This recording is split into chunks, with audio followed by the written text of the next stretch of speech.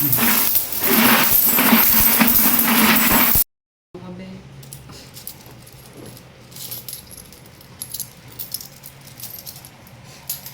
yung pampagawa. Ngayon nga magbubukas kami ng aming piggy na mahigit 1 taon na namin tong inipon. So 1-year-old na siya. For the go. Dahil nga may paglalaanan kami ng pera na to, kaya namin siya bubuksan na.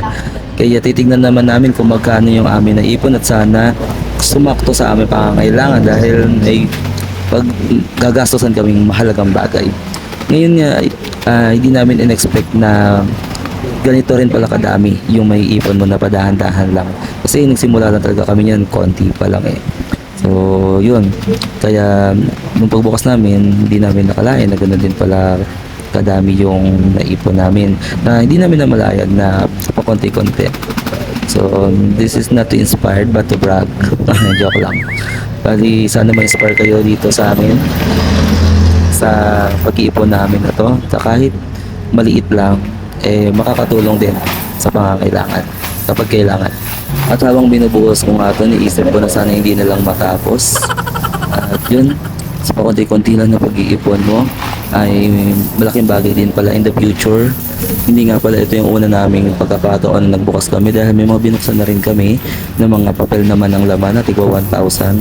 For this time, mga barya naman, mga coins naman ang aming binuksan ngayon dahil meron kami mahalagang paggagastos. At nakakatuwa lang kasi habang binubuhos ko ito, iniisip ko yung eksaktong laman. Wala kaming idea, di naman namin binibilang kung magkano yun.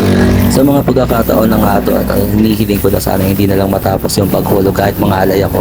Pero syempre ang realidad ng buhay ay walang forever. Pero syempre nakakatuwa pa rin kasi isipin mo hindi mo makakalain sa loob ng mahigit 1 taon. Ganito rin pala kadami yung may ipon mo na halos makakatulong talaga sa iyo sa financial na pangangailangan. Sa mga pagkakataon na nga nito nakakalungkot kasi wala nang nahugulag at nakikita ko isa na lang talaga yung natitira. Habang tinitignan ko nga itong mga baril, iniisip ko kung magkano nga ba talaga yung eksaktong laman nito. Kaya mga idol, magkano yung hula nyo dito at kung sino yung pinakamalapit, magsasend ako sa GCash ng pangalmusal para naman kahit pa paano mabahagian ko kayo. Yung mga pinakamalapit dyan, magkano yung hula nyo dito sa mga bariyang nakikita. Pa-comment mo naman, baka sakaling ikaw yung manalo. At syempre mag-share tayo kahit pa paano sa mga malalapit ang hula.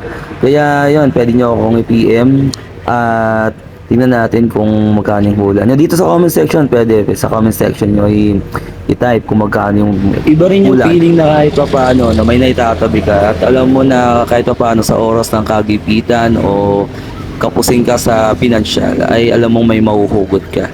Kaya payo ko sa mga kabataan, mag-ipon kayo. At huwag nyo nga hayaan na sayangin yung mga opportunity ng mga dumadating sa inyo. Huwag nyo sasayangin yun para kung sakali makaipon kayo sa hinaharap. At para na rin pag may mga gusto kayo, mabibili nyo nang hindi kayo humihingi kahit kanino. Tanong ko lang sa inyo mga idol, magkano yung pinakamalaking naipon mo sa alkansya? Comment mo na din para naman malaman ko. At sa mga kababayan natin Pilipino na masisipag mong trabaho, kumusta? May natitira pa ba sa sahod?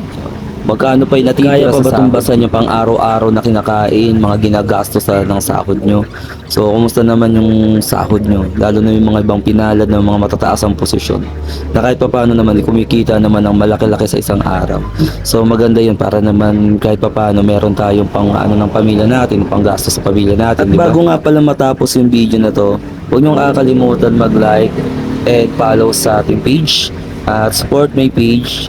At huwag nyo kakalimutan i-comment yung pinakamalapit na hula nyo dyan.